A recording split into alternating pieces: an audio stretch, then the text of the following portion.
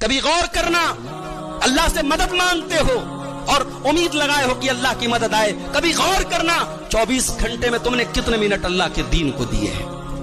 تمہاری اپنی ذات کے ذریعے اللہ کے دین کو کیا فائدہ پہنچا؟ تم نے اپنی ذات کے ذریعے اللہ کے دین کا کتنا بھلا کیا؟ کبھی اس بات پر بھی غور کرنا میرے بھائی. اللہ قرآن میں اپنے نبی کے صحابہ سے کہتا ہے، یا ایھا الذین آمنوا ان تنصروا اللہ ینصرکم ویثبت اقدامکم. اے ایمان والو، اگر تم اللہ کی مدد کرو گے تب اللہ تمہاری مدد کرے گا اور اللہ تمہارے قدم کو جما دے گا دشمن کے مقابلے میں. کبھی غور کرنا، اللہ سے مدد مانگتے ہو اور امید لگائے ہو کہ اللہ کی مدد آئے. کبھی غور کرنا 24 گھنٹے میں تم نے کتنے منٹ اللہ کے دین کو دیے ہیں. اگر ہمارا سوشل میڈیا کا اکاؤنٹ اچھی باتوں کو شیئر کر رہا ہے تو یاد رکھو اللہ کے نبی فرماتے ہیں، میری پیاری ماں بہنوں، میری تقریر کا ہرگز یہ مقصد نہیں کہ آپ موبائل استعمال نہ کریں، آپ فیس بک استعمال نہ کریں.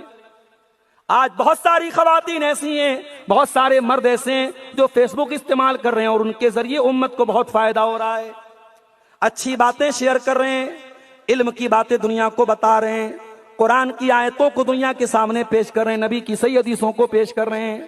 اگر ہمارا سوشل میڈیا کا اکاؤنٹ اچھی باتوں کو شیئر کر رہا ہے تو یاد رکھو اللہ کے نبی فرماتے ہیں، من دعا الی ہدی، جو کسی کو ہدایت کی طرف بلاتا ہے، اچھے کام کی طرف بلاتا ہے، تو جتنے لوگ اس کو فالو کرتے ہیں اس کا ثواب اس کو ملے گا، اور جو کسی کو گمراہی کی طرف بلائے گا تو جتنے لوگ اس کو فالو کریں گے اس کا عذاب اس کو ملے گا.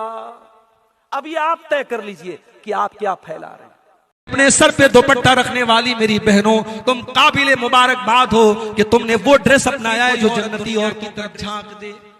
اگر جنت کی کوئی حور دنیا کی طرف جھانک دے، لملات ما بینہما ریحا، تو اس کی خوشبو سے زمین و آسمان بھر جائیں گے، اس کی خوشبو سے زمین بھر جائے گی، اس کی خوشبو سے آسمان بھر جائے گا. وَلَنَصِيفُهَا عَلَى رَاسِهَا خَيْرٌ مِّنَ الدُّنْيَا وَمَا فِيهَا. اور اللہ کے نبی فرماتے ہیں کہ جنت کی عورت کے سر کا دوپٹہ دنیا اور دنیا کی تمام نعمتوں سے بہتر ہے.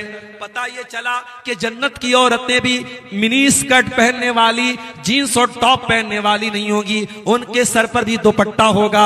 اے دنیا میں اپنے سر پہ دوپٹہ رکھنے والی میری بہنوں، تم قابل مبارکباد ہو کہ تم نے وہ ڈریس اپنایا ہے جو جنتی عورتوں کا ڈریس ہوگا.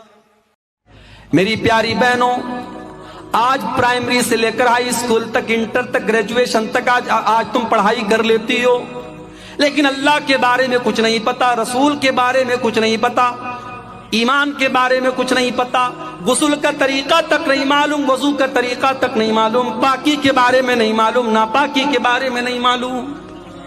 او میرے بھائیوں، اپنی بیٹیوں کو ایسی تعلیم دو کہ آپ کی بیٹی کم سے کم اس لائق ہو جائے کہ قبر میں اس سے پوچھا جائے، من رب کا، تیرا رب کون ہے، ما دینوں کا، تیرا دین کیا ہے، من نبیوں کا، تیرے نبی کون ہے، تو آپ کی بیٹی جواب دے سکے.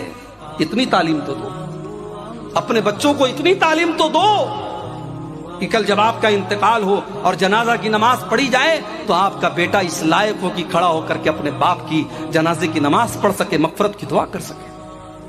ارے کتنے بڑے بد نصیب ہیں وہ جنہوں نے بچوں کو پڑھا. بیوی نماز پڑھتی ہے، شوہر نماز نہیں پڑھتا.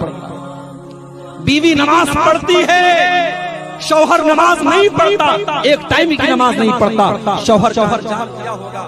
شیخ ابن باز کا فتویٰ موجود ہے، جائیے انٹرنیٹ پر آپ بھی دیکھ لیجئے. شیخ ابن باز کہتے ہیں اگر بیوی نمازی ہے اور شوہر بے نمازی ہے تو نکاح ختم کر دیا جائے گا، نکاح ختم کر دیا جائے گا، اور اس مسلمان عورت کو اس بے نمازی کے ساتھ نہیں رکھا جائے گا. نہ پڑھنے والا کافر ہے، نماز کو جان بوجھ کر کے چھوڑنے والا کافر ہے. یہ سعودی عرب کے بہت بڑے مفتی کا فتویٰ ہے. چلو ٹھیک ہے، ہم اتنی سخت بات نہیں کہتے، ہم کہتے ہیں نماز چھوڑنے والا کافر نہیں ہے اگر وہ نماز کو فرض مانتا ہے، نماز کو ضروری مانتا ہے.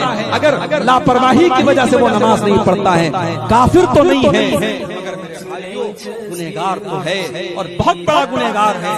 اور آج افسوس کی بات